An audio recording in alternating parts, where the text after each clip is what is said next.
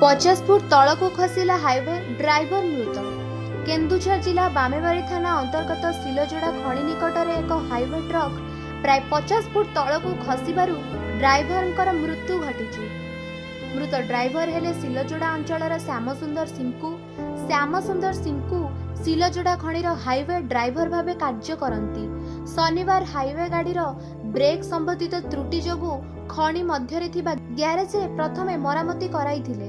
तेबे एथिरे त्रुटि हेबारु पुनर्बार ग्यारेज रे मरामती कराई गाड़ी नहीं जाउथिबा बेले सिलजोड़ा कालीमाटी रास्तार ब्रेक फेल हेई जिबारु भारसाम्य हराई प्राय 50 फुट तलकू हाईवे गाड़ीटी खसी पड़िथिला। फଳରେ घटनास्थल ही ड्राइवर श्यामसुंदर को मृत्यु घटिथिला। पुलिस खबर पाई घटनास्थल पहुंचवा सहित अग्निशम बाहिनी को डकाई मृतदेह और गाड़ी उद्धार कार्य करिथिला।